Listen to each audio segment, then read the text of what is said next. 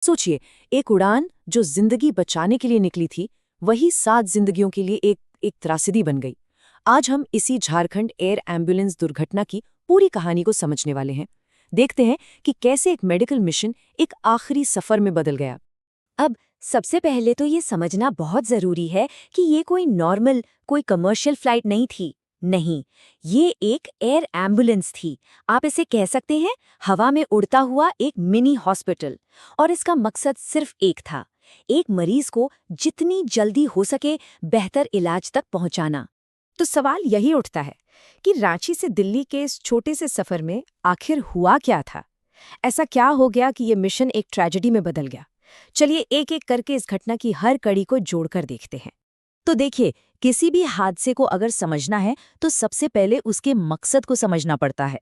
तो सवाल है, आखिर ये उड़ान क्यों भरी गई थी और इसमें कौन-कौन लोग सवार थे? तो ये जो उड़ान थी, ये रेडबर्ड एयरवेज के बीचक्राफ्ट C-90 एयरक्राफ्ट से हो रही थी। रूट एकदम क्लियर था, रांची से दिल्ली।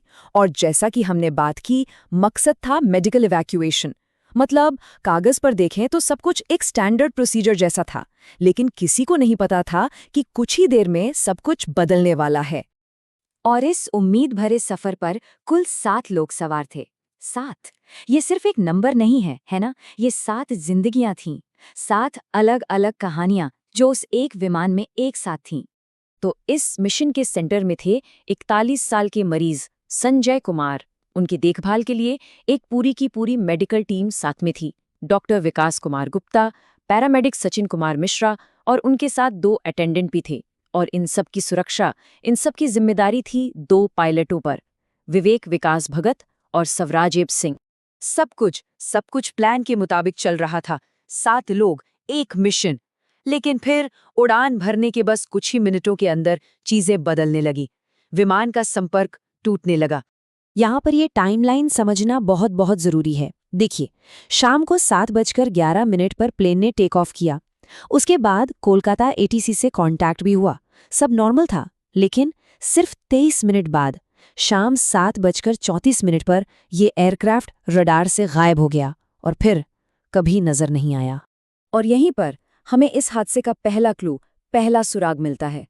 DGCA यानी directorate general of civil aviation, उनके बयान के मुताबिक पायलट ने अपने आखिरी मैसेज में खराब मौसम की बात की थी और इसी वजह से उन्होंने रास्ता बदलने की इजाजत भी मांगी थी। तो ये साफ बताता है कि प्लेन उस वक्त किसी मुश्किल हालात से गुजर रहा था। संपर्क टूटने के बाद क्या हुआ? खैर, जो हुआ वो दिल दहला देने वाला था। वो विमान जमीन पर आ गिरा। विमान का जो मलबा था वो रांची से करीब 130 किलोमीटर दूर चतरा जिले के कासियाड्यू के घने जंगलों में मिला। अब ये एक ऐसा पहाड़ी और मुश्किल इलाका है जहां पहुंचना ही अपने आप में एक बहुत बड़ी चुनौती है।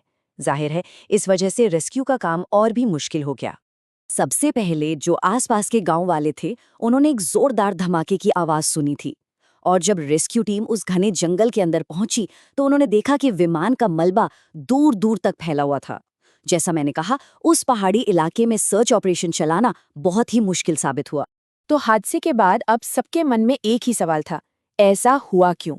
और इसी सवाल का जवाब ढूंढने के लिए फौरन जांच शुरू कर दी गई। अब ये जो जांच की प्रक्रिया है, ये कई स्टेप्स में शुरू हुई। सबसे पहले जो लोकल एडमिनिस्ट्रेशन था, उन्होंने सर्च एंड रेस्क्यू ऑपरेशन चलाया। उसके बाद AIB यानी एयरक्राफ्ट एक्सीडेंट इन्वेस्टिगेशन ब्यूरो, ये वो एक्सपर्ट एजेंसी है जो ऐसे विमान हादसों की जांच करती है। उनकी टीम मौके पर पहुंची। अब उनकी जांच हर एंगल से हो रही है, लेकिन जो सबसे बड़ा शक है वो खराब मौसम पर ही जा रहा है। और अब सारी उम्मीदें एक चीज पर टिकी हैं, विमान का ब्लैक बॉक्स। जब इन्वेस्टिगेटर्स मलबे से इसे निकालेंगे तो उम्मीद है कि ये अपने अंदर कैद उन आखिरी दर्दनाक पलों की पूरी कहानी बताएगा। क्या ये ब्लैक बॉक्स बता पाएगा कि उस रात असल में हुआ क्या था? इसी एक जवाब में उन 7 जिंदगियों की कहानी का सच छिपा है।